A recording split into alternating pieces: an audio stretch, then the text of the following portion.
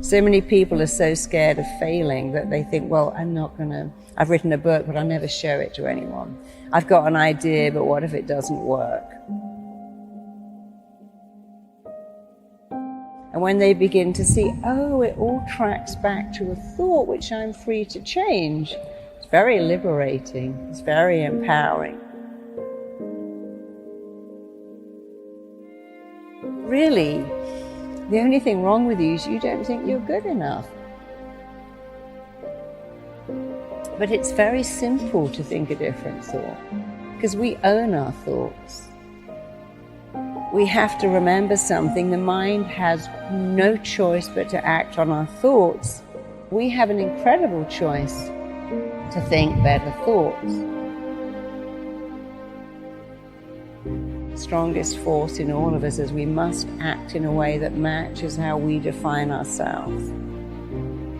So your mind's job is to make your thoughts real. The job of your mind is to listen to your thoughts and to start to make them real. People say, I don't know what I was thinking of. How did I end up in this mess? Well, you were thinking, I'm not going to succeed. Everything's not going to work out. If I start that business, it will fail. If I write the essay, it will get a bad mark. So I'm just going to procrastinate here and do nothing, and then I can't fail. And when you take people back to that, procrastination and self-sabotage is nothing more than a reaction to a thought that I'm not enough. My mind believes that everything I tell it must be true, whether it's good or bad, helpful or very hurtful. So we've got to get into the excellent habit of saying, I can do this, I've got this has got my name all over it. No one can do this better than me. If they could, I can still do it my way. Somebody like Eminem, who's a great reference for lost kids, because nobody believed in him. And nobody believed he could be a rapper, but here he is, and he put his anger into rapping, and then they go, oh yeah. But that's the thing, you get to edit your story, upgrade your story, rewrite your story, change your story. Your thoughts are yours to change. You're not your thoughts. Change them. So your life can change like that if you just get into the excellent habit and keep going of dialoguing better with you.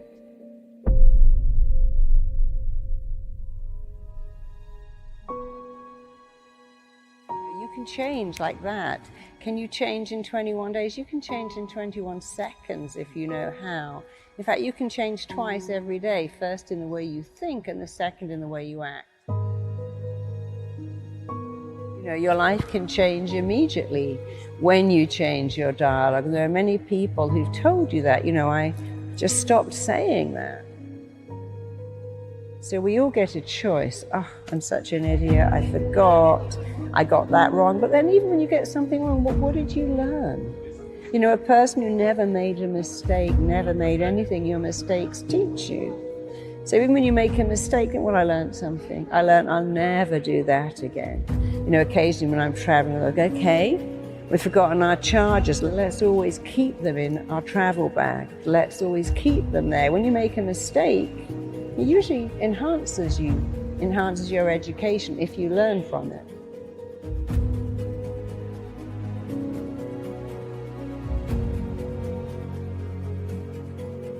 And that's one of the rules of the mind. Whatever you focus on, you get more of.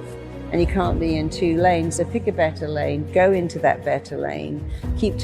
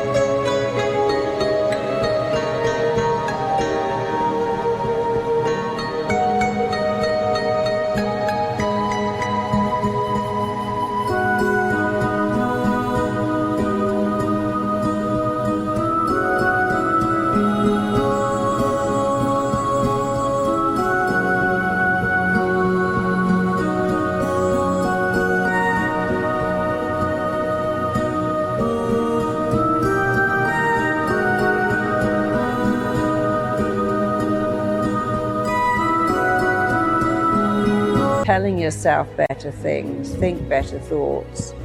And whatever is the missing bit, the emptiness, the needs you didn't get met, take some time and think about what they are, and think about what you wanted here, and then tell yourself those words. I can do it.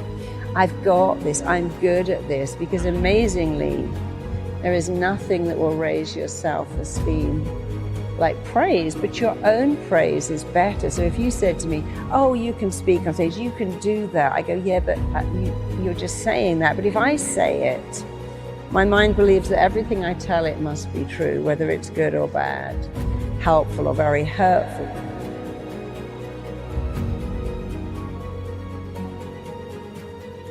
Think of the words you want to hear, what I call the missing bit. What have you been longing to hear? Well, don't give that away and don't give that up. Start to say it yourself, because it sinks in. Whoever's saying it, it sinks in. But when someone else says it, they might have an agenda. You're great, could you lend me some money? But when you say it, there is no agenda.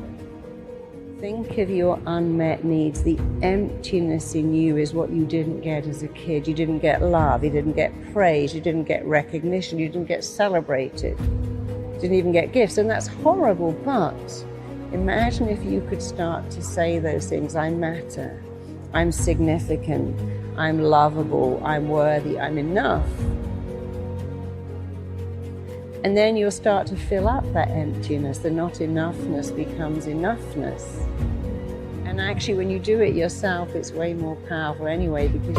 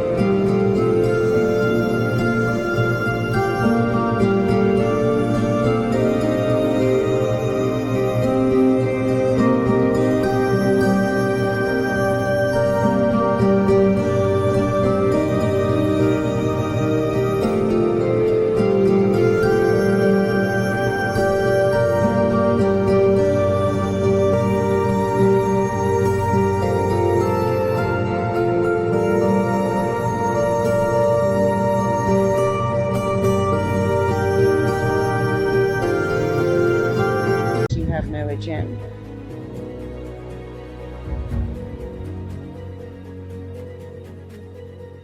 It all starts with a thought. But changing your thoughts is easy, it's free, can be instant. And so I really like to simplify what makes humans tick, because what's the point of making it complicated? How does that help anyone who says, well, I'm messed up and so hard to change and people can't change? It's like, well, that's not correct. Who taught you that? From the minute you're born, you're changing. Oh, you know, it's long and arduous to recover. No, it isn't. Some people recover like that. You could be one of the ones that changes your thoughts, changes your feelings, changes your actions after all. And if you could look in your body and see the inflammation, the stress hormones, the cortisol you create from thinking negative thoughts, you would never do it again. So we got to remember our thoughts are not our thoughts. They're a blueprint that our mind, body, and psyche are trying to make real. And if you could only think better thoughts, you'd give your mind an easy job.